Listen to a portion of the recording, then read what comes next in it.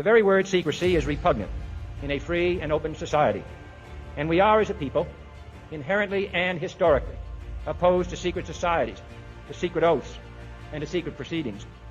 We decided long ago that the dangers of excessive and unwarranted concealment of pertinent facts far outweighed the dangers which are cited to justify it. Even today, there is little value in opposing the threat of a closed society by imitating its arbitrary restrictions. Even today, there is little value in ensuring the survival of our nation if our traditions do not survive with it.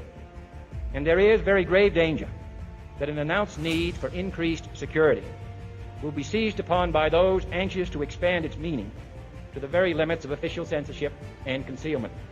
That I do not intend to permit to the extent that it's in my control. And no official of my administration, whether his rank is high or low, civilian or military, should interpret my words here tonight as an excuse to censor the news, to stifle dissent, to cover up our mistakes, or to withhold from the press and the public the facts they deserve to know. For we are opposed around the world by a monolithic and ruthless conspiracy that relies primarily on covert means for expanding its sphere of influence, on infiltration instead of invasion, on subversion instead of elections, on intimidation instead of free choice, on guerrillas by night instead of armies by day. It is a system which has conscripted vast human and material resources into the building of a tightly knit, highly efficient machine that combines military, diplomatic, intelligence, economic, scientific, and political operations. Its preparations are concealed, not published. Its mistakes are buried, not headlined. Its dissenters are silenced, not praised. No expenditure is questioned, no rumor is printed, no secret is revealed. No president should fear public scrutiny of his program, for from that scrutiny comes understanding, and from that understanding comes support or opposition, and both are necessary. I am not asking your newspapers to support an administration, but I am asking your help in the tremendous task of informing and alerting the American people.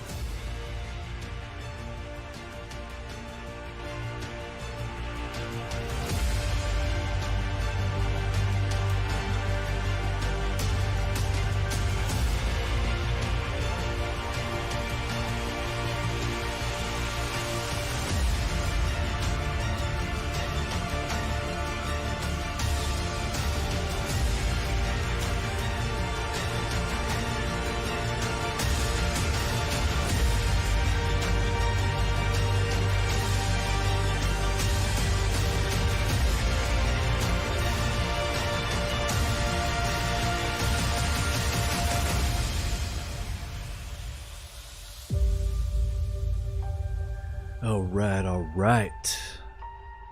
Welcome to the What is Truth podcast. Live stream. Sorry about that, guys.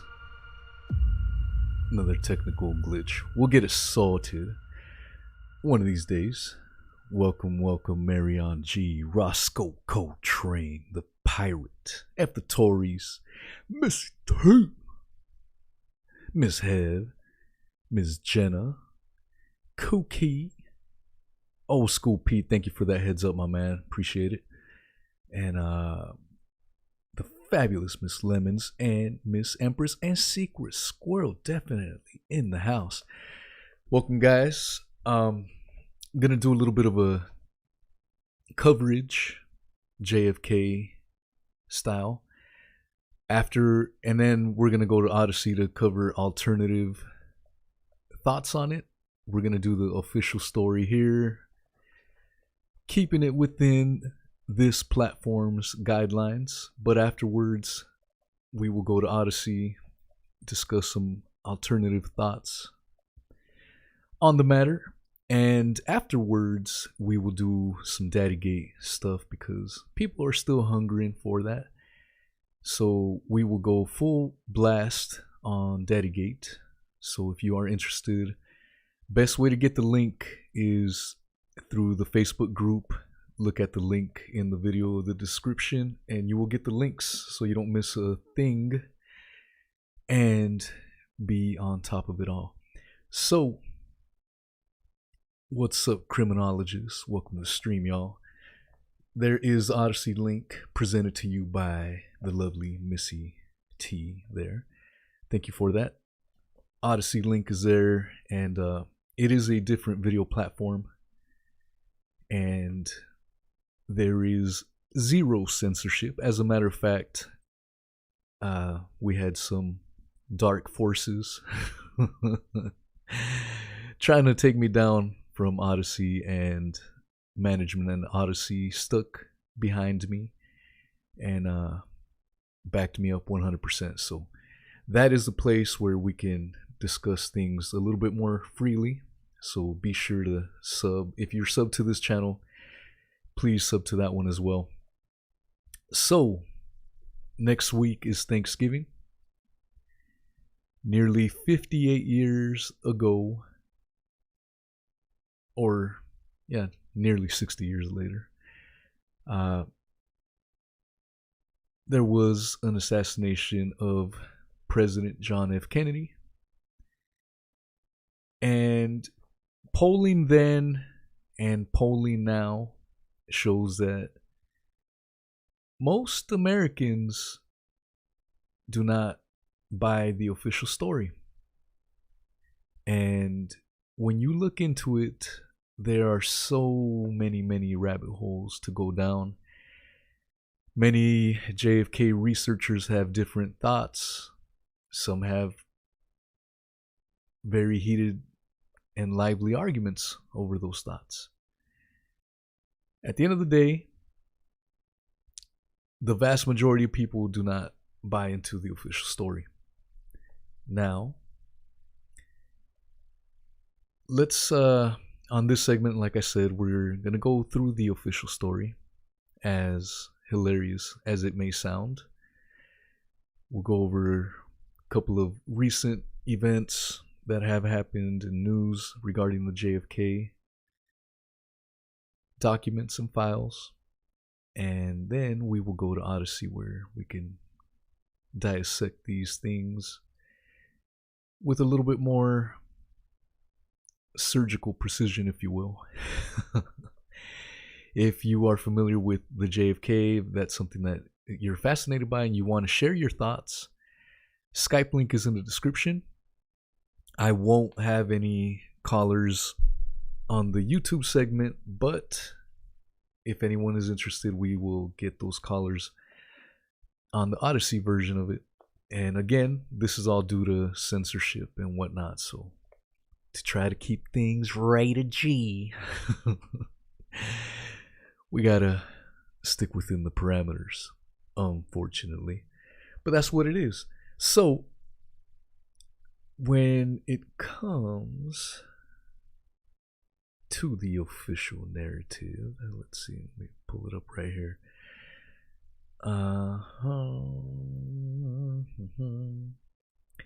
We'll go with the Wikipedia deal with things.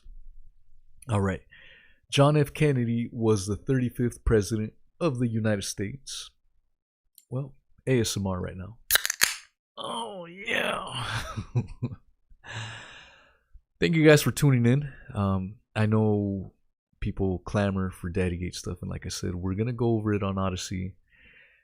These type of things, whether it's 2 people listening or hundreds listening, it doesn't matter, because this is something that interests me, and so I'm going to do what I like doing and what I'm passionate about. So these type of things I am passionate about, and I hope you guys that share the same passion will enjoy it.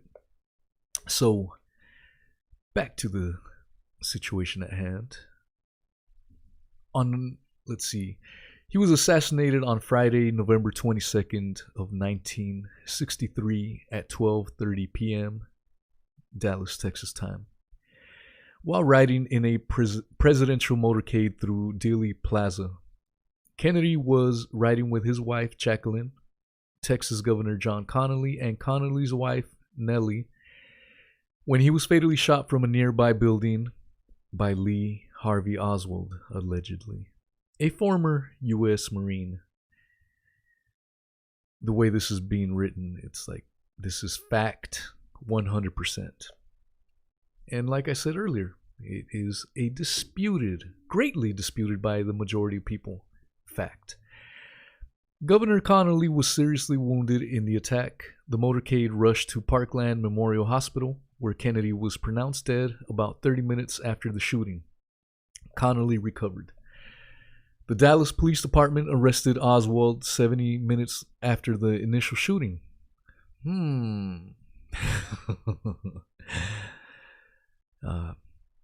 Very fascinating how identified and found. Kind of like after 9/11, we immediately knew Osama bin Laden was behind it all. But that is Odysee talk right there, and we will not stray from the official quote-unquote narrative. Oswald was charged under Texas state law with the murder of Kennedy and that of J.D. Tippit, a Dallas police officer. At 11:21 a.m., November 24th, 1963, live television cameras were covering his transfer from the city jail to the county jail. Oswald was fatally shot in the basement of Dallas Police Headquarters, then in the Dallas Municipal Building, by Dallas nightclub operator Jack Rubenstein, who belonged to a mob. More red flags. Oswald was taken to Parkland Memorial Hospital, where he soon died. Ruby was convicted of Oswald's murder, though it was later overturned on appeal, and Ruby died in prison in 1967. While awaiting a new trial, he died of cancer. Got to fill in the information that is, for whatever reason, omitted. This is all official stuff. This isn't theory. This is official. After a 10-month investigation, the Warren Commission concluded that Oswald assassinated Kennedy, that Oswald acted entirely alone, and that Ruby had acted alone in killing Oswald. Kennedy was the 8th most recent U.S. president to die in office, and the 4th following Lincoln, Garfield, and McKinley to be assassinated. Vice President Lyndon B. Johnson, a conservative Democrat, automatically became president upon Kennedy's death. In its 1979 report, the United States House Select Committee on Assassinations agreed with the Warren Commission that Oswald's 3 rifle shots caused the injuries that Kennedy and Connolly sustained. After analysis of a dictable audio recording, the House Select Committee on Assassinations concluded that Kennedy was likely assassinated as a result of conspiracy. Bam! The committee could not identify a second gunman or group involved in the possible conspiracy, although the House Committee on Assassinations concluded that analysis pointed to the existence of an additional gunshot and a high probability that 2 gunmen fired on the president. So it says they couldn't identify the second gunman or other gunmen. Couldn't or wouldn't? That is a question. The U.S. Justice Department concluded active investigations and stated that no persuasive evidence can be identified to support the theory of a conspiracy in the assassination. However, Kennedy's assassination is still the subject of widespread debate and has spawned numerous conspiracy theories and alternative scenarios, which we will cover in the Odysee segment. Polls conducted from 1966 to 2004 found that up to 80% of Americans suspected that there was a plot or a cover-up. The assassination was one of 4 major assassinations of the 60s in the United States. And I've discussed those many times. Malcolm X, Martin Luther King, RFK, Fred Hampton, and many others. These were just the more major ones during the 60s. As I discussed last week during the Operation Paperclip episode, go to my community post. You can listen to the entire YouTube and Odysee segments by following the link on that community post. Let's see. All right. So that is the official narrative. Now, there are many reasons why people, even people that generally do not believe in conspiracies, if you will, even those people, when they look at this case, scratch your head. There's many things, as I stated earlier, as to why. One of these is this guy right here. One of the reasons why. There are many. But Alan Dulles. Who is Alan Dulles? The Dulles brothers could be an entire episode just on them alone throughout history. Very interesting figures. Alan Welsh Dulles was born in 1893 and died in January 29, 1969. Was a good year, many people claim. He was the first civilian director of Central Intelligence and its longest serving director to date. As head of the Central Intelligence Agency, the CIA, during the early Cold War, he oversaw the 1953 Iranian coup d'etat, the 1954 Guatemalan coup d'etat, Lockheed U-2 aircraft program, Project MK Ultra, another episode topic, mind control program, and the Bay of Pigs invasion. He was fired by John F. Kennedy over the Bay of Pigs. Dulles was one of the members of the Warren Commission investigating the assassination of John F. Kennedy. Between his stints of government service, Dulles was a corporate lawyer and a partner at Sullivan and Cromwell. His older brother, John Foster Dulles, was Secretary of State during the Eisenhower administration, and in his namesake, the Dulles Airport. So there you go, right here. Dulles was one of the members of the Warren Commission investigating the assassination of John F. Kennedy. A giant red flag. So this guy was fired by John F. Kennedy for the Bay of Pigs. The Bay of Pigs invasion was an attempt to overtake Fidel Castro in Cuba. It was a disaster. That could be another show topic, so I don't want to get into it too much right now. But it was embarrassing for the Kennedy administration. There are people that say the Bay of Pigs may have been purposely, it was clownish. The whole thing was, it was a shit show, in other words. And some people think it was purposely done that way. John F. Kennedy then fired him. And let's see. That's what it was. Now, as I've stated over and over, there are many red flags. John F. Kennedy wanted to get rid of the Federal Reserve, and I'm sure many in the banking industry did not like that.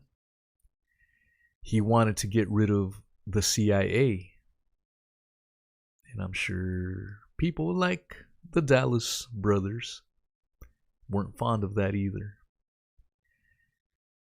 His brother, RFK, Robert Kennedy, was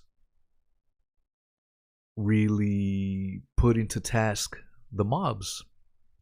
The mobs were running the show back then, and some would argue are still around and kicking in different, they just evolved. But RFK was trying them, coming after them aggressively. And this is could have been one of the reasons why RFK, John F. Kennedy's brother, I want to do an episode on that because a lot of people don't know about the RFK story, but that one is it's more of a slam dunk that the official story was not true. And Sirhan, the gentleman involved in that murder, may be up for parole coming up very soon. He should have been given a trial a long time ago. He actually claims that he was part of the MK Ultra mind control program by the CIA, and the evidence, the official story states that he was shot by Sirhan, who was in front of him, about several feet away. According to the coroner and the autopsy, the fatal gunshot bullets came from behind at point blank range. The evidence doesn't lie. He has been denied repeated appeals, most notably by Kamala Harris, and when she was a prosecuting attorney, she wouldn't allow Sirhan to get retried. The man has been behind bars this entire time, and he has a legitimate case, and he will be on parole coming soon, and who knows if more information will be extracted then. But that's another topic that we will cover down the line.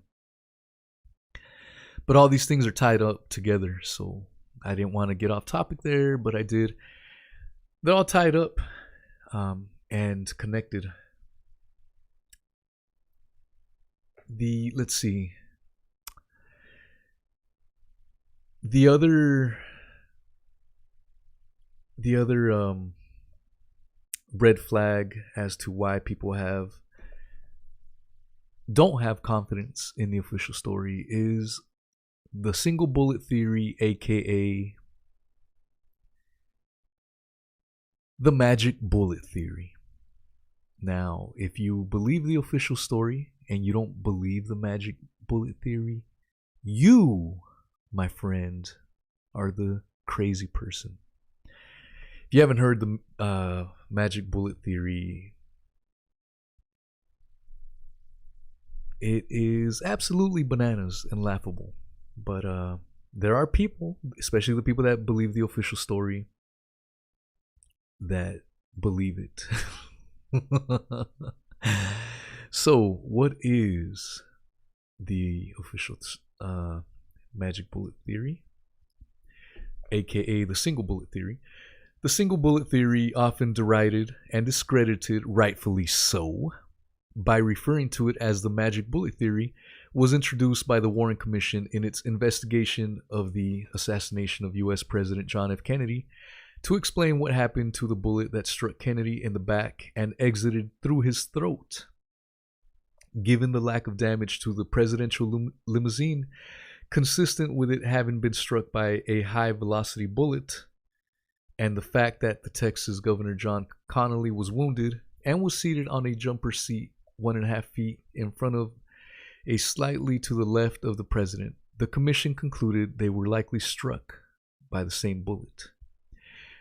Generally credited by Warren Commission staffer Arlen Specter, who I believe is still alive today. Later, he's a United States Senator from Pennsylvania. His theory posits that a single bullet known as Warren Commission Exhibit 399, CE 399, caused all the wounds to the governor and the non-fatal wounds to the president, which totals up to 7 entry and exit wounds in both men. Yeah. The theory says that a 3 centimeter long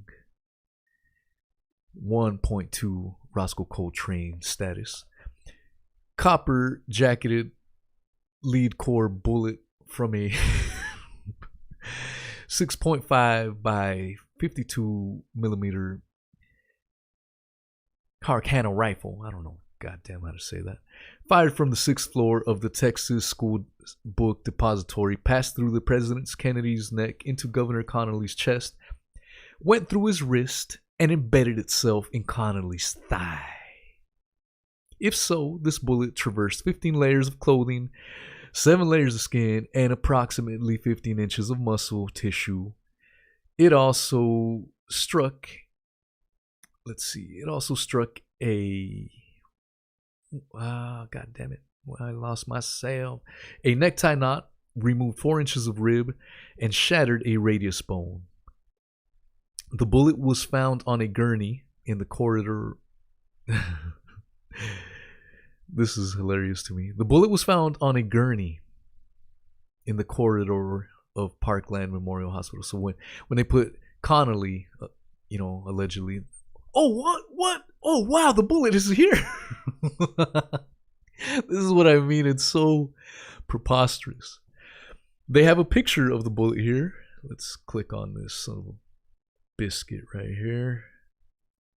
So we just went over all the things that this magical bullet did, and as you can see here, it is pretty much unblemished. Shattering bone, going through here and going through there, a little bit of this, a little bit of that, and the bullet looks like it was never fired. That's what it looks like. But according to the official narrative, don't laugh, guys. According to the official narrative, it did tons of bone shattering, destruction of clothing, exit wounds galore. But that's what it is, according to the official narrative. If you don't believe this official narrative, you, sir or ma'am, you are a crackpot conspiracy theorist. This is the official story. God damn it. All right. So, yeah. All right. All right. Most pro and anti-conspiracy theorists believe that the single bullet theory is essential to the Warren Commission's conclusion that Lee Harvey Oswald acted alone. If you are listening to this on Spotify or, iHeartRadio, any podcast player, go to my Odysee link in the description, or just go to the Wikipedia for the single bullet theory. They have the picture of the bullet there. That way you guys can see it. Shout out to you guys that listen there. You guys are awesome.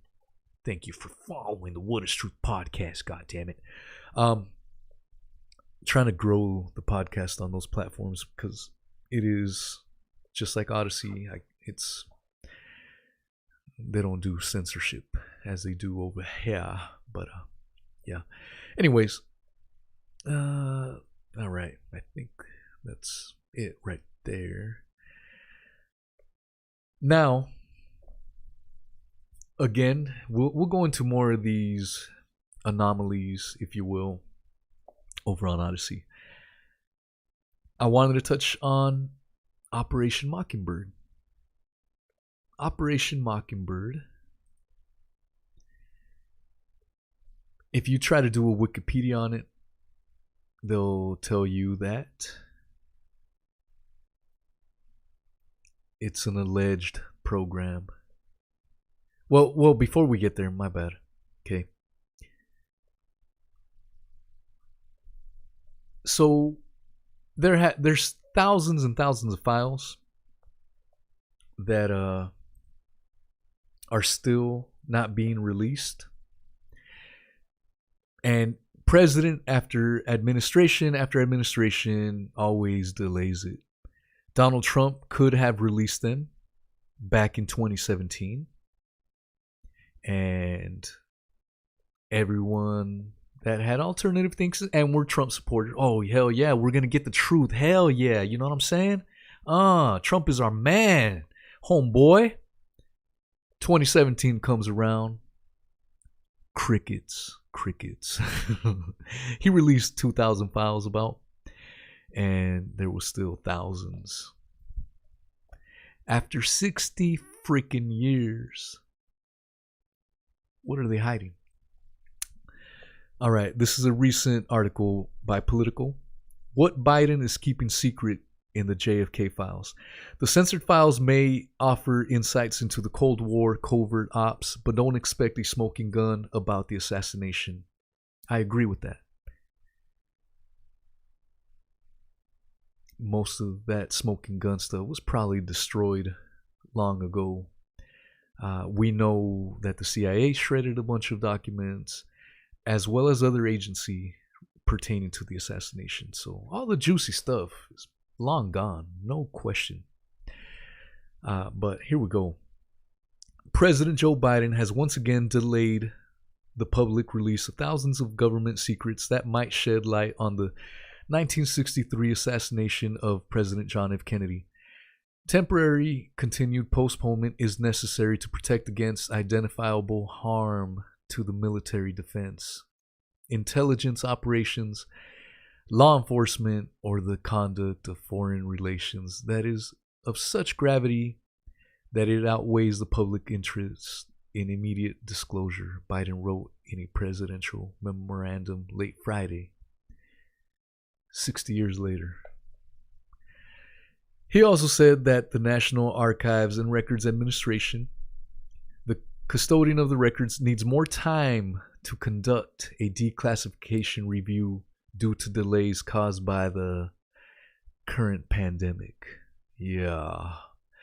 You know, we need a huge shipment of Sharpie markers because redactions, that's essentially what's going on right now. These documents need to get redacted. They need to cross-check, make sure that anything released isn't going to jeopardize national security 60 years later. There's one JFK document in which the entire document is essentially Sharpied the hell out, except for one word, which is like fantastic or something. So the white paper is just blotched in black ink except for one word. I'm not making this up. Look it up yourselves. This is how ridiculous these redactions are. So when they declassify things, are these things really being declassified? My answer to that is no. If you're redacting still, it's not declassified information. Let's just call it what it is. The decision, which follows a delay ordered by President Donald J. Trump in 2017, means scholars and the public will have to wait even longer to see what remains buried in government archives about one of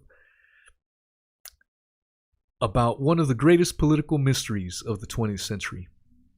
And the review process for the remaining documents means Biden can hold the release further if the CIA or other agencies can convince him they reveal sensitive sources or methods. Public opinion polls, and we've already gone through that. All right. A special House committee in 1978 concluded, on the basis of the evidence available to it, that President John F. Kennedy was probably assassinated as a result of conspiracy. But longtime researchers almost uniformly agree that what is still being shielded from public view won't blow open the case. Do I believe the CIA has a file that shows former CIA Director Allen Dulles presided over the assassination? No. But I'm afraid there are people who will believe things like that no matter what is in the files, said David Kaiser, a former history professor at the Naval War College and author of The Road to Dallas. Let's go to, you guys can read that. That's on Political. Just put in what Biden is keeping secret in the JFK files. So thousands of documents still need to be redacted. I'm not even going to say declassified. Redacted. That's the delay. They're blaming the pandemic on it. But what do you need? A box full of Sharpies? Come on now. That's what's delaying the whole thing? Get the hell out of here. It's redaction city is what's really the delay, in my opinion. I could be wrong, but that is my opinion. Let's see. All right. Operation Mockingbird. This article is from allthat'sinteresting.com. If you Wikipedia Operation Mockingbird, it'll tell you the same thing. It's an alleged program. Notice how Wikipedia, when something is what they deem false or not true, they'll straight up say it. But for this one, they say alleged. All right. Operation Mockingbird was an alleged CIA, there we go, there's a word, CIA project that recruited journalists to write fake stories promoting government ideas while dispelling communist ones. A student group concedes it took funds from the CIA. That was the front page headline of the February 14, 1967 edition of the New York Times. The article was one in a slew of articles published at the time in relation to something called Operation Mockingbird. What was Operation Mockingbird? It was an alleged, there we go again, large-scale project undertaken by the CIA beginning in the 1950s in which they recruited American journalists into a propaganda network. The recruited journalists were put on a payroll by the CIA and instructed to write fake stories that promoted the views of the intelligence agency. Student cultural organizations and magazines were allegedly funded as fronts for this operation. Operation Mockingbird expanded later on in order to influence foreign media as well. Frank Wisner, the director of the Espionage and Counterintelligence Branch, spearheaded the organization and was told to concentrate on propaganda, economic warfare, preventative direct action including sabotage, anti-sabotage, demolition and evacuation measures, subversion against hostile states including assistance to the underground resistance groups, and support of indigenous anti-communist elements in threatened countries of the free world. God damn it. That should send chills up that spine, that ass is mine. You know what I'm saying? That's some creepy stuff. Journalists were reportedly blackmailed and threatened into this network. Damn. Now the question is, did this stop? People that believe official narratives claims, yes, it stopped. Where is the evidence that this ever stopped? Show me the evidence. Show me the paperwork. Show me the proofs. As some of these mob rats, fake mob rats, like to say. Tell me when this stopped. The CIA's financing of independent and private organizations wasn't just meant to create favorable stories. It was also a means to covertly collect information from other countries that were relevant to America's national security. God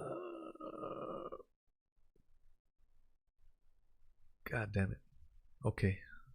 Where am I?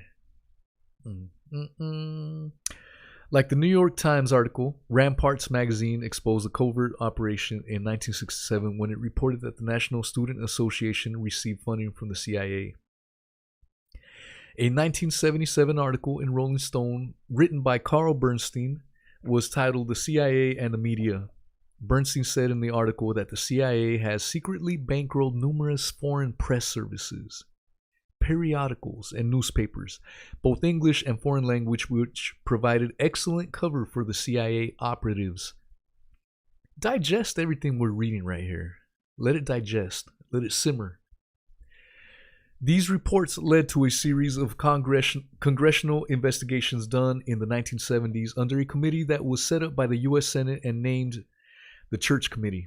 The Church Committee investigations looked into government operations and potential abuses by the CIA, NSA, the FBI, and IRS. In 2007, around 700 pages of documents from the 1970s were declassified and released by the CIA in a collection called The Family Jewels. Look that up, guys. I don't want to get into it too much into here, but that's another rabbit hole to go down. The files all surrounded the investigations and scandals pertaining to agency misconduct during the 1970s. A lot of that was covered in the church hearing commissions. A lot of damning stuff came in those hearings. YouTube Church Commission hearings, AP. YouTube search that, and the stuff you hear and these people are freely saying it under oath and everything. It's it's enough to make your skin crawl, I'm telling you. All right. There was only one mention of Operation Mockingbird in these files, in which it was revealed that 2 American journalists were wiretapped for several months. Though declassified documents show that this type of operation occurred, it's never been officially confirmed, that's why they say alleged, as the title of Operation Mockingbird. Thus, it's also never been officially discontinued. Bam! That article, I'll put a link to it if you guys are interested, so you guys can share it. Especially for those people that love official narratives. That is from the website allthat'sinteresting.com/Operation Mockingbird. I'll put the link in the description later on. So, you know what? Let me play a video clip of this guy. This is a clip from Senator Frank Church. The Church Committee hearings were named after him. Listen to this. Well, it's a bill that would set up a permanent oversight committee, bipartisan committee, with a rotating membership so that it would not be preempted by the agencies that it is to oversee, with sufficient authority both to keep the secrets that are legitimate and to investigate and expose wrongdoing when it occurs. We want to be sure that this country stays free, and that means that any spy agency continues to be outward looking, to spy on foreigners, but not to be spying on Americans or not to be trampling upon the laws and constitutional rights of American citizens. That would be its purpose, and in the long run it would contribute to public confidence in the CIA and make for an efficient intelligence agency operating within the law.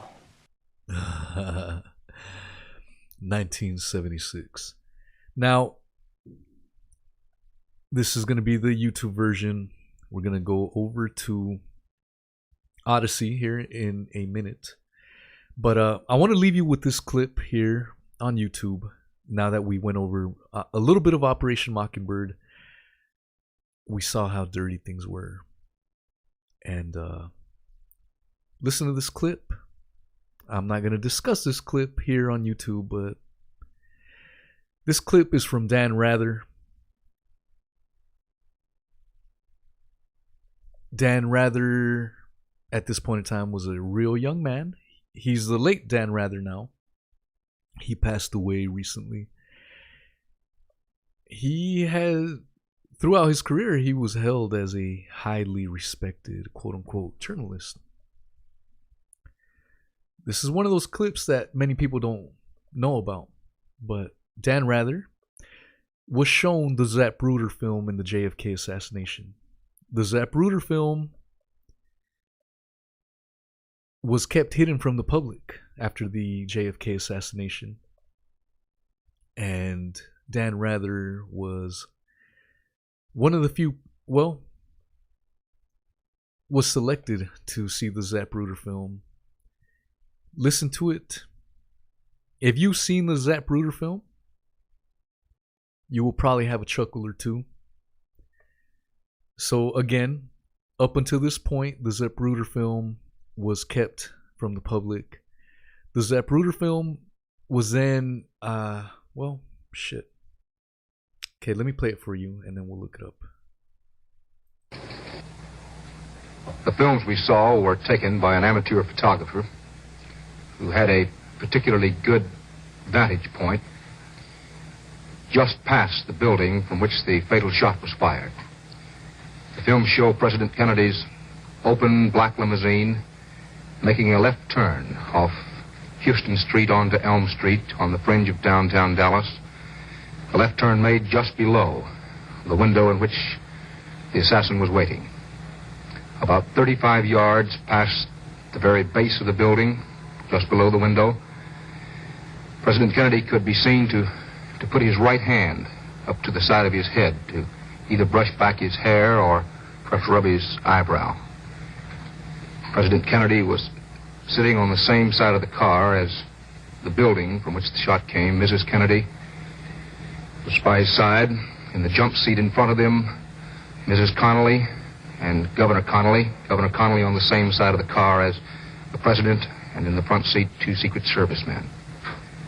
Just as the president put that right hand up to the side of his head, you could see him lurch forward. The first shot had hit him. Mrs. Kennedy was looking in another direction and apparently didn't see or sense that first shot or didn't hear it. But Governor Connolly in the seat in front appeared to have heard it, or at least sensed that something was wrong. The governor's coat was open. He reached back in this fashion, exposing his white shirt front to the assassin's window. He reached back as if to offer aid or ask the president something. At that moment, a shot clearly hit the governor in the front, and he fell back in the seat. Mrs. Connolly immediately threw herself over him in a protective position. In the next instant, with this time Mrs. Kennedy apparently looking on, a second shot, the third total shot, hit the president's head. His head could be seen to move violently forward. And Mrs. Kennedy stood up immediately. The president leaned over her way. It appeared that he might have brushed her legs. Mrs. Kennedy then literally went on the top of the trunk of the Lincoln car, put practically her whole body on the trunk. It appeared she might have been on her all fours there, reaching out for the Secret Service man, the lone Secret Service man who was riding on the bumper of the car, the back bumper on Mrs. Kennedy's side. The Secret Service man leaned forward and put his hands on Mrs. Kennedy's shoulder to push her back into the car. She was in some danger, it appeared, of rolling off or falling off. When we described this before, there was some question about what we meant by Mrs. Kennedy being on the trunk of the car. Only she knows, but it appeared that she was trying desperately to get the Secret Service man's attention, or perhaps to help pull him into the car. The car never stopped, it never paused. In the front seat, a Secret Service man was on the telephone. The car picked up speed and disappeared beneath an underpass. Well. We just heard aspiring news reporter who would later become a world-respected reporter, journalist. We just heard him lie. He said John F. Kennedy's head went violently forward. Now, in 1975, the Zapruder film was released to the world for the first time. In the Zapruder film, what we just heard can be proven as a complete lie. And so we are going to leave it there for this YouTube segment. Please go to Odysee. We will continue it. And if you want to call in, hit the link up on Skype right there at the bottom. Send me a message. Let's discuss it. You guys are all awesome. And I hope to see you guys over on Odysee. And I know some of you guys have a hard time with the buffering and whatnot. If you can't see it live, please watch it on the re-upload. Would truly appreciate you guys. Thank you guys for the love. It is 51 minutes after the hour. Let's do it for 5 o'clock my time, 10 p.m. UK time. We will do the Odysee stream. All right, y'all. Thank you guys for